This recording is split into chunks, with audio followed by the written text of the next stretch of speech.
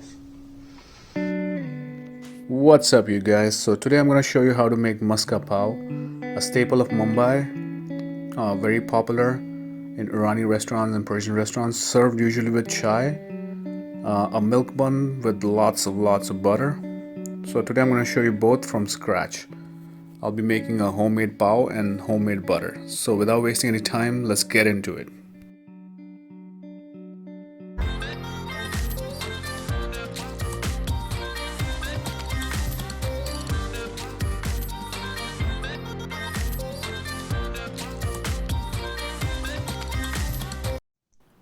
So for this recipe, we're gonna start with some lukewarm milk. Make sure the milk is not hot. This is 180 ml of milk or 180 gram of milk. We're gonna add some yeast to it, 9 grams of yeast, and dissolve the yeast with a pinch of sugar. So here comes my pinch of sugar. Boom. And let's slightly dissolve it. The sugar is basically food for yeast, so it starts activating. The lactose has enough, so you don't really have to put the sugar in. The lactose has enough, the milk has enough lactose to get the yeast started. So once the yeast is dissolved, I'm gonna add 450 grams of flour and then 42 grams of sugar into it. So once you have that, we're gonna start mixing the flour and the milk gently. So yeah, just keep mixing it till it comes together nice and evenly, and it's mixed all the way in and it's hydrated all the way. So if you need some water, just add some water. The recipe asks for additional 27 ml of water, but I just put it to my eyeball.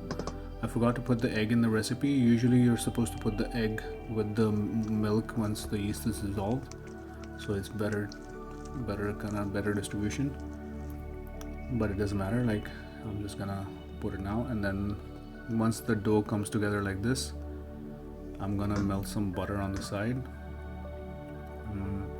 about 50 grams of butter. Pour that on the side, and about 6 grams of salt. Don't over put, like, I know some people like eating salt, but follow this recipe, otherwise your dough will not rise properly, because salt kind of inhibits yeast activity. So that's why salt is basically put in the bread doughs, just to a little bit of a flavor, but mostly to control the yeast from going nuts. So once you have this into a ball, try to form that into a nice even ball. It works best on a table, but since I don't have a work table, so I'm just gonna work with it. So I'm just gonna transfer into an oiled vessel, and then cover it with saran wrap. You can use a kitchen towel as well, and put it in somewhere warm. I set up my oven as a proofer, so I'm putting it in my oven. So now we start with our homemade butter. So this is the cream that I started last night. It's been fermenting, so I'll transfer into a bowl and start whisking. I'm gonna skip the whole whisking process, because it's so boring. So this is what you get after you whisk it for about 10-15 minutes, depending on how fast you can whisk. So you can see all that buttermilk has come separated from the cream, and then all I have left is the solid butter. So once you have it like this, try to squeeze out all the butter. You can even put it in a cheesecloth and separate it, but I'm just gonna do it like this. And then once you have that, start washing your butter with some ice cold water, so you can get rid of all the excess buttermilk. Buttermilk is good, but not in the butter. So what happens is, if you have buttermilk, once you have processed your butter, it's gonna spoil your butter fast. So you wanna make sure you get rid of it. So repeat the process with the cold water 4 or 5 times. Once your water is clear, and once you have done the whole process, you can transfer the butter to a nice bowl, or into a nice, like anything, basically a ramekin or anything. So I have the butter ready. I'm gonna just transfer it over. And so, have you guys ever made homemade butter? Just leave me in the comments below, and how you guys make it. I want to learn your techniques. So once you have that in a bowl nice and firm like this, you can make into a nice design. If you're serving the whole bowl to somebody, like, you know, if you have guests over, they can make it nice. There's a design on it like a flower. This is something we do at the hotel. So once you have that, you can sprinkle some I just sprinkled a little bit of sea salt, and there you go. Now I'm gonna check on my bread. I don't know how that's been doing. Yeah, so my bread has proofed all the way. It's doubled in size, so I'm just gonna transfer it over to my cutting board. Sprinkle some flour. So this process is called knockback. After you knock back the dough, taking all the air out, divide the dough into 8 equal portions. Make sure they're equal. It doesn't have to be exact perfect, but it helps because the cooking time will be different for every dough if it's too big or too small. So make sure they're even size, and make sure you round them up nicely. Otherwise, if you have these open bottoms, just like this one I'm about to show you, so if you have anything open like this, just pinch the bottom and then start again, just putting a little bit of pressure with your palm and one hand as a cup. So I'm going to show you the technique in a slow-mo in the next clip.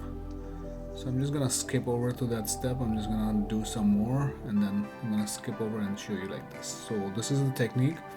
I'm kind of pinching the dough and like putting pressure at the same time, shaping the bottom and trying to turn it into a nice smooth round ball. So that's basically it. So once you get the feel of it, you know, you tuck the thumb and you're just basically folding the dough over and over. So give it like at least 2-3 times and you'll be okay. So once you have shaped them into nice even balls, you're gonna brush it with some egg wash, and it's basically egg, a whole egg and some water. You can even use milk or any other substitute for this. It doesn't have to be egg. At this point you can add any toppings, sesame seeds or anything on top. And then we're gonna proof them for about 20 to 30 minutes once they're double in size, and then we're gonna bake them. So here they are. So they have proofed for about 30 minutes and they're ready to go in the oven. So I'm just gonna put it in the oven, and they're gonna bake at 425 for 15 minutes. So once they come out of the oven, just brush them lightly with some butter. If your oven has a fan, they might cook quicker, so just keep an eye out. So just sprinkle some sea salt on top and they're ready to go. So just to assemble this, I'm just gonna slice it in the middle. Just open them up. Usually they're very generous with their butter, so that's the whole point of this recipe or this dish or whatever you call it, a snack. So they're very generous with their butter, so I'm gonna be really generous. So I'm just making 2 at this point because I'm the only one who's gonna eat them. I actually ended up eating a lot of these today, so these are so good. You guys should try this. And so if you haven't subscribed to my channel yet, subscribe to my channel, give it a thumbs up, share this video with all your friends and family. And you know, since we're in quarantine, I don't know if everybody has access to all these ingredients, but you should give it a shot. It's really simple, you know, and bread making is always rewarding. I know a lot of people are on diet and all these ketogenic stuff, but you know, once in a while you should try and have some good bread. And that's it. So be generous. So you can already see the bread is so hot that the butter is kind of falling off of it, like it's kind of melting out. And there you go, guys. I'm just gonna split it. They cut it into 4 portions. Some people split it into three slices, but like some places make it like a pizza kind of thing. So either or, like you can even eat it whole. So this is how it is. So you can see a nice layer of butter in there, and then goes really good with the chai. So I'm just gonna give it a shot. Oh yeah, tastes really good, guys. Hopefully you guys get to try it, or if not, you can go to Mumbai and try it once, or just go to a store and buy this. So I recommend this with a nice chai. Thank you for watching.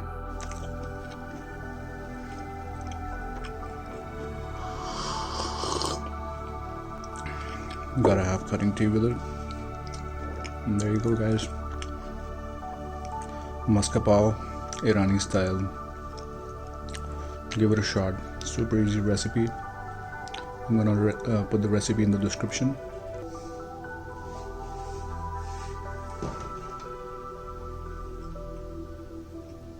So good, guys. It actually takes me back to my college days in Mumbai, where there's tons of Iranian restaurants around, and they've been serving maska pav. I don't know for how long. There are some restaurants that are like 50 years old, almost 70 years old since like India got independence. So I hope you enjoyed the video. It's such a simple recipe. It's just literally flour, yeast, some sugar, some salt, some eggs, like less than 5 ingredients. If you don't have an oven, go buy the bread, but make the butter at home. The butter that takes it to next level, you know. Also, I post content every week, twice a week, and I also go live and answer questions about hospitality industry in Canada and hotels in Canada, how you can progress, what things you should do or things you shouldn't do. Basically, the reality behind the scenes of our industry. Because a lot of kids sign up for this without knowing what's going on, and then they regret it later on, or they don't like it.